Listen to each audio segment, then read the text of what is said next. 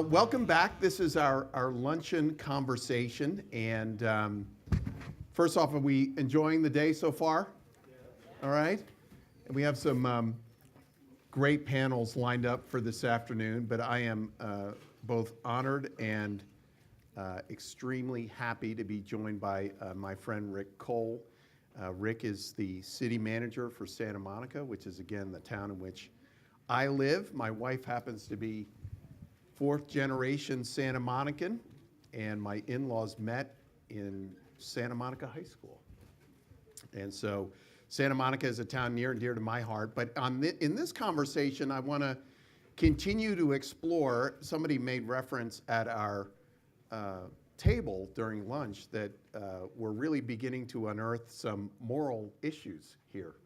And I don't think you can think about housing without thinking about the moral dimension. In fact, I don't think there are a lot of public policy issues that you can detach fully from their moral dimensions. That certainly is the perspective that we take here at the School of Public Policy. But I want to first begin, Rick, by coming off of Chuck's points in the beginning about both incremental change and change that makes sense for the communities in which you work. Now, you have worked in several iconic, not just California, but American cities, Pasadena, Ventura, City of Los Angeles, and now, of course, Santa Monica. Which shows I have a hard time keeping a job. And so I wanted just to begin the conversation, what were the things that you learned that, and how did you learn it? So this is a two-part question. What were the things that you learned, and how did you learn about the uniqueness of those particular cities as it related to their views on growth? I think the most valuable education I had was as a 29-year-old running for city council in my hometown. And I was an underdog, so my way of evening the playing field was to go door to door and to talk in some depth with voters. I was instructed by people who were smarter and more experienced than I that you only spend 5 minutes at a door, because if you haven't got their vote in 5 minutes, you're never going to get their vote. So just more efficient, you're going to talk to more people. That never made a lot of sense to me. And so oftentimes I would end up in people's living rooms, in their kitchens, over a cup of tea or coffee, sometimes invited over for a meal. And it was, you run a School of Public Policy. It was the best public policy course I ever took, and I think that people are much less ideological than ideological people think. Their views are strongly influenced by their real life experience. So when they're talking about things they know nothing about, they often spout what they've heard on the equivalent today of Fox News and MSNBC, right? But on things they actually have life experience with, because they've been a teacher, because they have a gay child, because they live next to an affordable housing project, they have very strong and often nuanced views that don't line up on the left to right spectrum that pundits and the media want to pigeonhole all of us. In terms of what you said, though, about uniqueness, I think that, in fact, what's unique about every town is that none of them are unique. To generalize about Los Angeles and then generalize and compare it to Santa Monica is, I think, mischievous, right? Talking to someone in Chatsworth, and maybe even different people in Chatsworth, there's a lot of more diversity than we assume. And that's a very different reality from someone living in South Los Angeles. So I think that we sometimes overblow uniqueness. I think at the neighborhood level, there's a greater sense of what's unique, and I think there's some greater veracity to that. It's rooted in more reality than the sometimes abstractions of municipal borders.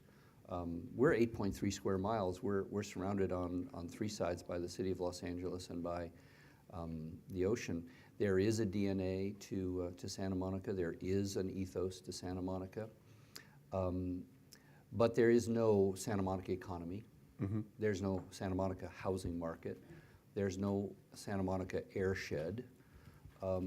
People are not confined by artificial borders on a map. So I think the sense of place is more anchored at the neighborhood level. Let me disagree with you there. I don't know if that's my right to do that, Rick, but I think it's your obligation. as someone who lives across the street from you, you know, and someone who is not a California native, as I mentioned, my wife is, but I grew up in the Northeast. I've been out here in California for 15 years. I'm going to break the Santa Monica ethos, which is not to drink water, water. Out of a plastic jug. But that's okay. We just fill it with taps. Those are fake taps. My experience has been, having lived in Santa Monica now for 11 years, is there is something about Santa Monica which is actually a lot different than Thousand Oaks. That's a lot different, certainly, than from where I came from in suburban Manhattan, Westlake, even parts of where my friends live in Mar Vista and Culver City, that I do think is in part grounded in the history of the place. For example, I don't think you can detach Santa Monica, especially as it relates to these issues around housing, without understanding Santa Monicans for renters' rights. Sure. And that political movement, Sure. that in many ways continues to run many aspects of the town. And so I guess my thinking is that in some ways policymakers need to be, especially in this set of issues, need to be pretty good historians. You won't get an argument from me on that. Yeah. But let's go back to what you raised at the outset, which is these issues are moral issues, or at least have moral aspects. And I noted when Jennifer Hernandez talked about the reality of the impact of all of these policy decisions and market forces shutting the door to poor people, particularly people of color, to the opportunities for home ownership, economic opportunity, which Chuck talked about in his keynote as well. And she described it as a sin. And I have an enormous respect for Jennifer. She may still be here. But I think that's actually part of the problem, is that when we frame these issues morally, and I'm not a person who doesn't believe that moral arguments don't belong in the public sphere, but when we phrase issues as complicated as housing policy in moral terms, we're sort of buying into that demonization and polarization, which has become so toxic in America and in any public hearing in any California city when it comes to a housing project.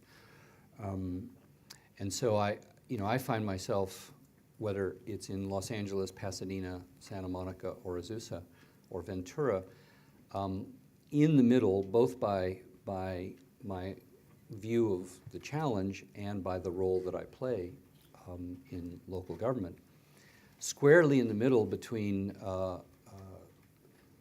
generalizing, perhaps too broadly, a group of people who see those who are on the other side as racist NIMBYs, who are greedily clinging to their nest egg, and those people dismissing anyone who disagrees with their desire to keep their neighborhood exactly the way it is, as shills, paid shills for developers, or at best dupes for greedy developers. And by the way, all the developers are immoral people who want to pave over the landscape. And so, you know, H.L. Mencken, who probably didn't traffic much in moral arguments, said that for every complex American problem, there's a solution that is plausible, cheap, simple, and wrong. Mm-hmm. And I think that's part of the challenge, is when you have this demonization of, there's two sides to this issue. There's people who are for housing, and there are people against housing in one frame, or there are people who are for preserving quality of life, and people who want to destroy their quality of life. Yeah. I think that creates some of the very distortions and this skidding that Chuck so memorably described, of public policy sort of lurching from one, from the right-hand shoulder of the road to the left-hand shoulder of the road, and never actually making much progress down the road. Yeah, and I agree with everything you said. I just wonder if No, you're supposed to disagree. No. Okay. I love it when people say, I'm going to build on what you said. So that's a way of saying that what you said is a nice Well, if we little don't foundation. disagree, I'm going to build. if we don't disagree, we're just not that diverse a group of people up here. That's the problem. Yeah. That's the problem. Although I do believe that there is some diversity between us. I agree. I wonder if there's a way then to triangulate this this Manichaean argument between growth, no growth, and paving over, and status quo, and racism, and globalism. All of which has just enough truth to make it plausible. But so what I'm saying is, I wonder if there's a way to triangulate that to a conversation around place. Mm-hmm. Because the work that I do around the state and increasingly around the country, consulting and training with local government folks and how to do better public process, is oftentimes what I hear from them as they're engaging with their residents on budgets or land use or public safety issues, is that the force within the community that is resistant to change is in part resistant to change on an array of policy issues, but also demands that you as a policymaker appreciate what is unique about the community in which you're working. Mm-hmm.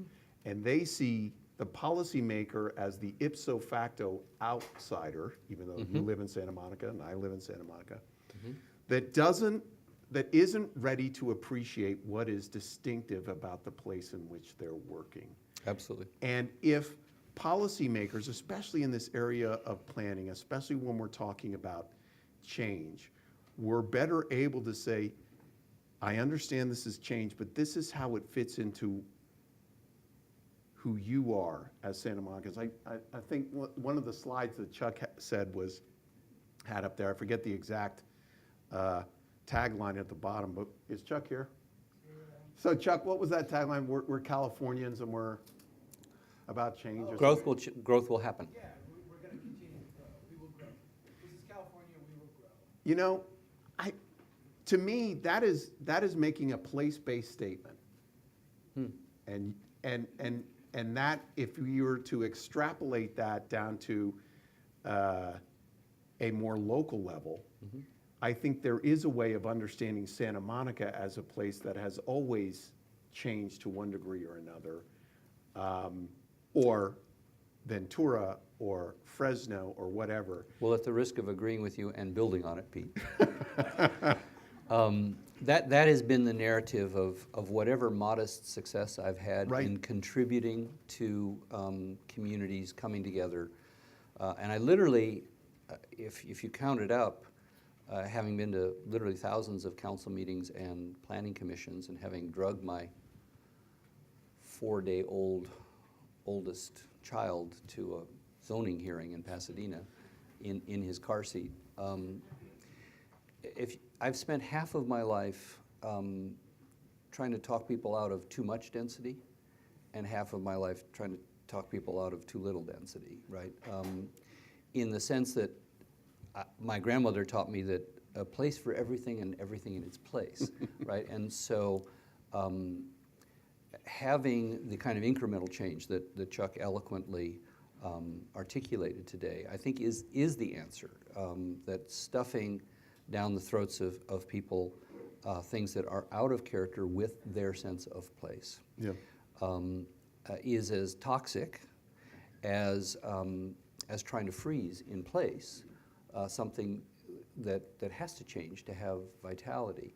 And similarly, again, the same dynamic between folks who see the two narratives around change in urban neighborhoods.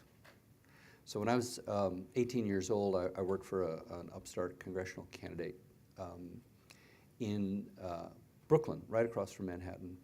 And one day I was in the park watching the Italians roll bocce balls and noticed that the war monument, every single name on it was Irish from World War I, right? So this neighborhood had been 100% Irish, the O'Malleys and the Ryans, et cetera, and now it was 100% Italian.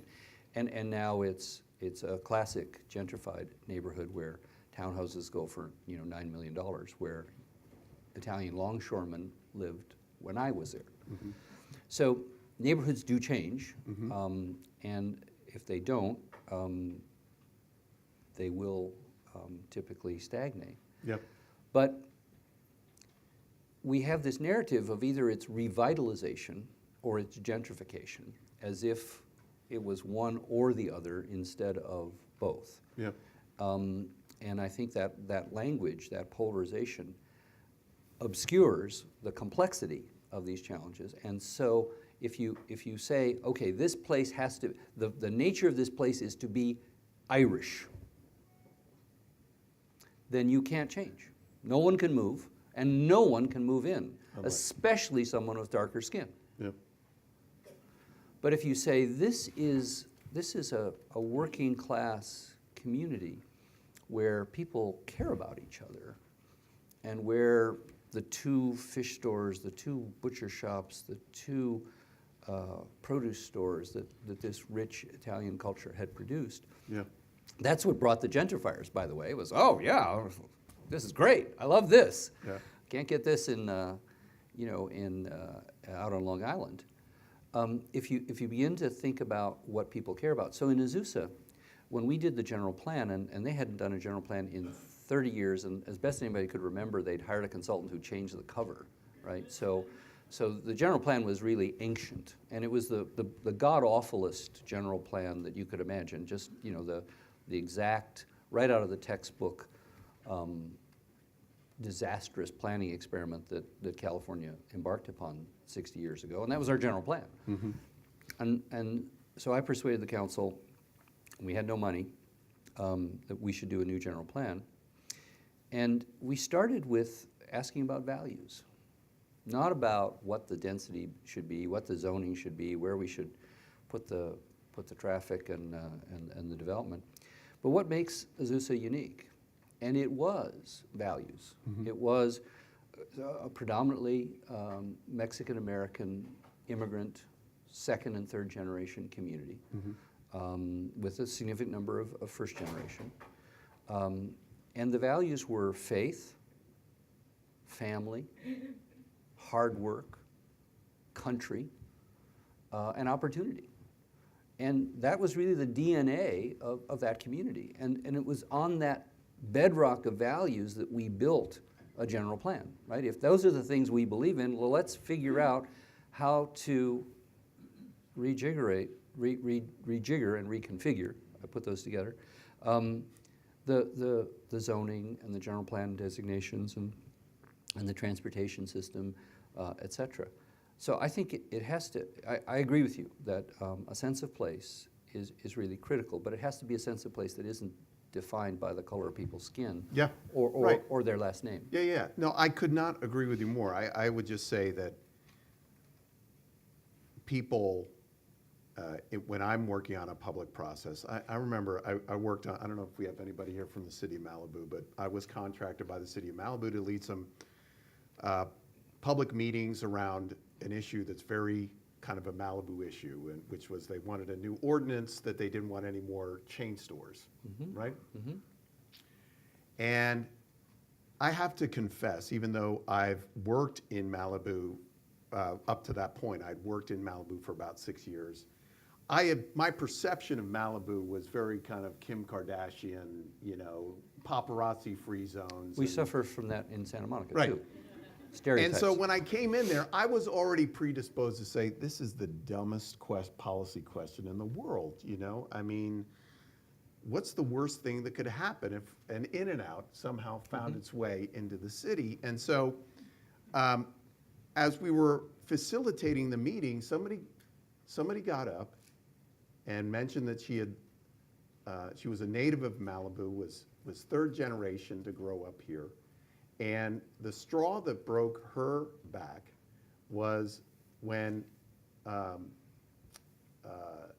Subway put in a Subway sandwich shop down in the Ralph's supermarket. And she used the phrase, and then Big Sandwich moved in. It was like big oil, big tobacco, Big Sandwich moved in. And as a kid, we always went to, I forget what it was, but we went to Bob's Deli. That's where we all went to get, and now all these chain stores are moving in, they're taking out all these local family-owned businesses. And as we were facilitating the meeting, somebody gets up in the back of the room and says, in some broken English, my name is so-and-so, and I happen to be the manager of that Subway sandwich shop. And went through kind of his whole life story and really kind of even the economics around being a franchisee. Fortunately, it wasn't confined to 3 minutes. Exactly right. Right. Although he could tell this whole story in about 3 minutes. That he was employing everyone's kids. He supported the local Little League. He was a local business owner in the same way that Bob's Deli was. But he happens to get his supplies from elsewhere. Sure. And so I guess in part what I'm thinking about too is that when we get, as you say, into these Manichaean mindsets, we're not able to actually meet and understand where people are. And so where I'd like to go just on this note is, because we were talking about this before, is the language that we use. Because this is a great thing about Chuck. He's an engineer, right? So he's got the engineering mind, but he understands to make these decisions and to promote these policies, you need to really connect with the other side of your brain. And to me, this is the big challenge that frankly planners have, and frankly many people in municipal government who are doing things for the right reasons. In the media and public policy and academia, we tend to talk in jargon. Right. And so we had talked, even this thing about housing, we had talked before about how we understand even the terminology, whether it's units or, again, the technical aspects. How do you communicate? Right. Yeah. I think there's a big difference between a home and housing, or between a house and housing. I don't know anyone who lives in a unit. If it's called Unit 307, I'm in Unit 307, but everyone wants to make a home. And to re-anchor this more philosophical discussion about place in today's topic, which is how do we get more homes for people, including people who are without any home, our burgeoning homeless population, which hasn't come up so far. Again, I think the narrative and strikes it. So I talked about Azusa. When we came to the place where in the wreckage of a developer, a tin-eared developer, who's been very generous to the University of Southern California, so you can figure that out, came in with a classic just junk sprawl project and got thrown out by the voters, even though the council had approved it. I come into the wreckage of that to try to relay a foundation and to do a general plan and a specific plan for that 300 acres of the old Monrovia Nursery. And so when we went through the process of involving the community in setting public design not guidelines, but rules about how we wanted that part to relate to the rest of Azusa. We found that going back to those values about opportunity and about work and about faith and about family, that helped to say, well, okay, this can't just be single-family homes, right? Okay, this just can't be homes. We have to have school. We have to have we have to relate to the new train that's going to be coming down the tracks eventually. And so when we began to talk in terms of values, we began to unfreeze those kind of glacier-like polarized, you're evil, no, you're evil, no, you're really evil, no, you're even more evil, which very seldom results in good outcomes. And the result was, by the way, we end up back at the voters again, because there was an initiative, because there were some hardcore people who just couldn't accept. But a project got approved. There was a swing of 30 points, right? And it wasn't because just of we changed, you know, we had better sound bites or we had a better story. The design changed. The design changed to reflect the values of that community, which is front doors instead of garages, which is neighborhoods instead of tracts, which is mix of uses, which is, I hate that term, right? For 5,000 years, we built cities. And then for 60 years, we segregated out the pieces of cities, and we said, housing goes here. And by the way, not just any housing, but wealthy white people will live here, and we'll call that R1, and poorer, more often people of color will live here, and we'll call that R3, right? Which is just a cleaned up version of apartheid, right? It's just a more polite way of saying we don't want those people here because they have cooties. So when we did that for 60 years. It was a complete reversal. There's no mixed use in Williamsburg, Virginia, right? When you go there to visit. There's no mixed use in older cities on the East Coast. That's called a city, right? And that's what Chuck has been saying, I think very eloquently and powerfully into the 21st century, is you shouldn't put people housed here and the school zone over here, the commercial zone over here. Now, why did that happen? The new narrative is it was all racism. I don't think that's accurate. I think there was an element of racism. The color of law lays that out. But it was also nobody wanted to live next to a steel mill, right? I mean, there was some, that was a good idea. That's what the Supreme Court upheld in Ambler versus Euclid, is you shouldn't have to live next to a steel mill. But we took that to absurd lengths. So ultimately what we tried to do in the Rosedale community was begin to unpack that rigid zoning, right? So that you begin to have people who live in duplexes and triplexes live, you know, a block away from people who live in single-family homes. You have some small single-family homes, there's big single-family homes, and you go there, it's not perfect. I mean, we had to design it in the 1990s, but it is way better than the stuff that Chuck was throwing up on the screen, because it reflected the values of that community. And those values are more timeless than the 60-year innovation of, let's wipe all of 5,000 years of how the timeless way of building, and let's start over in a way that maximizes profit and minimizes complexity, but which produces monocultures. And we all know that monocultures are, whether they're ethnic monocultures, whether they're agricultural monocultures, whether they're scientific monocultures, e pluribus unum. So I do want to leave some time for questions, but I'll just ask you one more question here. The future, obviously the reason we're even hosting this conference is because of the scale and scope of the challenges. And I will say, as a renter in Santa Monica, you can't build enough, right?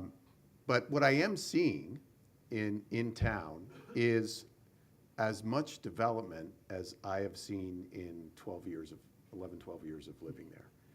And I wonder, just from obviously these things have been in the pipeline for years, but at the same time, I'd love to hear your perspective on what you're hearing and from whom when they're seeing the cranes go up around town building these multi-unit apartments. Well, there's a certain group of people to whom it's the end of the world, and I don't mean that I don't mean to make light of it. They really do believe that. And in part, it happens to be that the most intense development is now happening at our freeway on an off-ramp, which is already heavily congested, and people, I think unscientifically, but just sort of common sense, we got a lot of traffic, why the hell would you build a bunch of houses there, right? I mean, or apartments in this case. So I get why they have that sort of knee-jerk reaction. But 99% of Santa Monica hasn't changed in 10 years. Yeah. Right? I mean, so there's this shock of the new in a very visible place. But the political compromise that was struck in the general plan back in 10 years ago was basically to leave the single-family neighborhoods alone because of their voting power and their economic power, and to leave the rental neighborhoods alone, because if you tear down a rental unit, you're going to displace rent-controlled tenants. So 99% of the town hasn't really changed, and the housers on the other side, they always complain that we don't do enough. And again, I sort of find myself struck in between. I think we could see, and the general plan's I think genius is to open up the corridors, which are mostly crap, right? Yeah. That nobody loves. Right. There's some nice older locally owned business, and again, here's a paradox. I mean, Jane Jacobs, I think, people pay lip service to Jane Jacobs who've never read a page of her. Oh yeah, I'm Jane Jacobs all the way. She makes the point that older crappy buildings are seedbeds for innovation, right? That's where you can, the low barrier of entry that Chuck was talking about to housing, that's for a business, it's a low barrier of entry.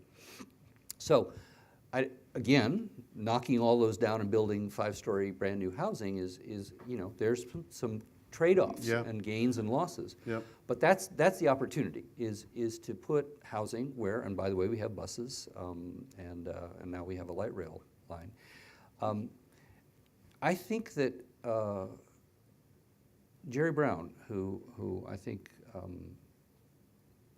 will go down in history now in his second term, the second 8 years as one of our greatest governors. I don't think that would have been true after the first time around. Right. When he was mayor of Oakland, he talked about elegant density. And I think that was not only a great phrase, I think it reflects Jerry Brown's sort of iconic, classic erudition, right? That all density is just a number. 50 units an acre, 100 units an acre, 25 units an acre. Right. Again, the difference between, and to a moral certainty, you can't ask anybody, well, what's the density of where you live? Oh, yeah, it's a 26, yeah. Where do you live? Oh, I'm in a 48. And then nobody knows that. Yeah. But there's a huge difference between a place that has a front door you can find and a front door that's buried somewhere in the back. There's a huge difference in crappy stucco and nice materials. There's a huge difference in a courtyard where people say hello to each other and get to know each other. And oh yeah, okay, my daughter's a babysitter. She could help. Oh, can I help you with those groceries? And an elevator shaft to a dingy parking structure. Design matters. And that's the thing that I think is getting lost. Yeah, we do have to build 3.5 million new housing units, but let's not make the mistake of making them god-awful places to live in. That is short-sighted. Let's design them for human beings, because I assume that's who's going to live there. Right. And if we, and we, over 5,000 years of history, we learned about doors and windows and light and air. And we did it without, fancy people with fancy degrees from the Harvard School of Design. These were ordinary people who built, and they built in North Africa, and they built in Mexico City, and they built in towns that we, of course, cherish in Europe. But they built all over the world. They built habitable places that people loved and cherished, and that, the hutongs of Beijing lasted 500 years, family housing. We ought to build things based upon 5,000 years of human history, because because of our health, we're maybe 6 inches taller than our ancestors, we are not the size of SUVs, right? And so we should not design our homes and our apartments and our courtyards around SUVs. We should design them around people the size of you and me. So we've got some time for questions. Do we have any questions from the, okay. All right.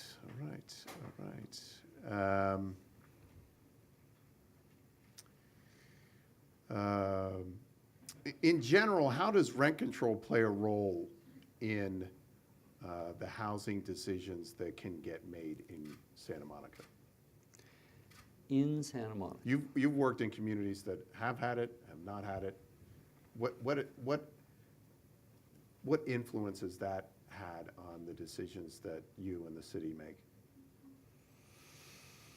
Well, to quote Mark Zuckerberg, it's complicated.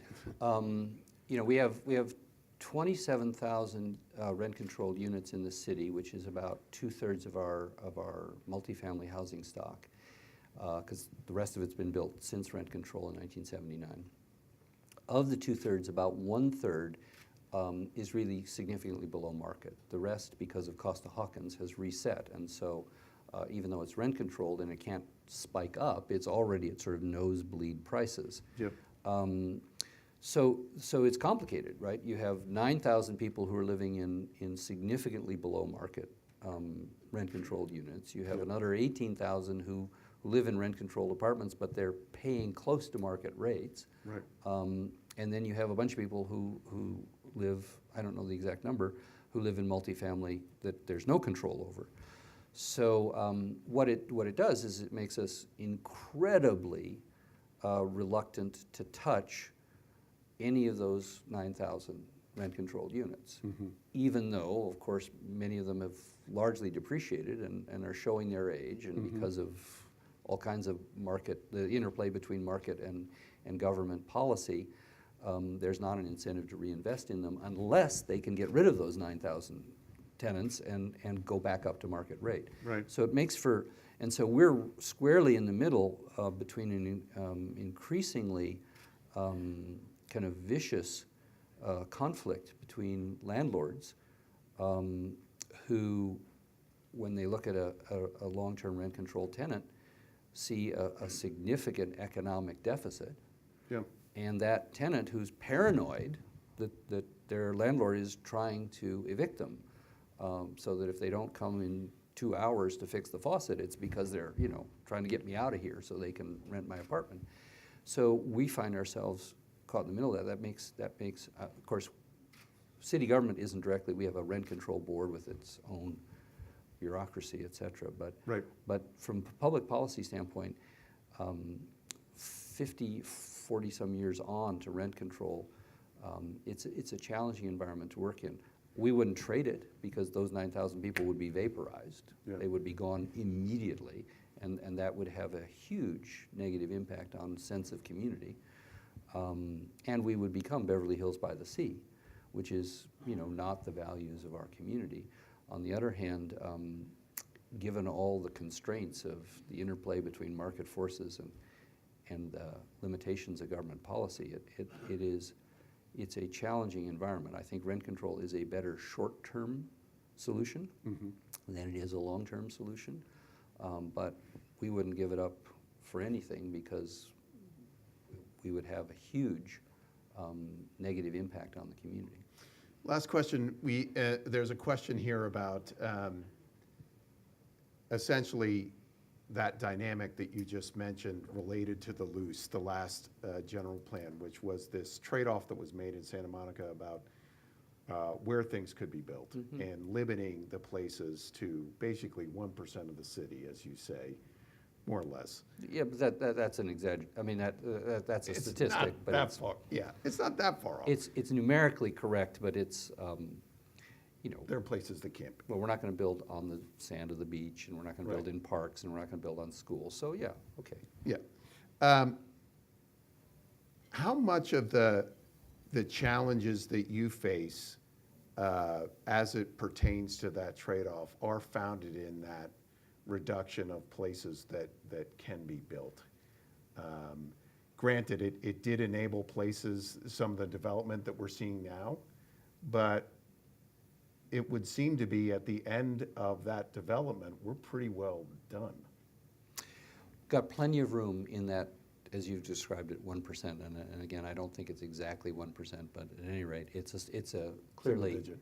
yes. But we have plenty of opportunity within that. And I think our main challenge is we developed out of the best of intentions, and I say this because it applies broadly throughout California, not just to our 8.3 square miles, which is of limited interest to our audience today, despite the fact that we live there. I think this is true up and down the state, and you mentioned the cities I've worked in. We have made the process of producing a home unbelievably complicated for good reasons. And Jennifer, I think, talked about those. You know, we want to make sure that we recapture money for schools, we want to recapture money for parks, and we want to make sure we've dealt with stormwater runoff, and we want to make sure, you know, on and on and on. And then you add on CEQA on top of that. The result, I think, broadly, and I don't want this to be applied just to our 8.3 square miles, the result broadly is a corrupt system. And I say that with a small c, but deliberately.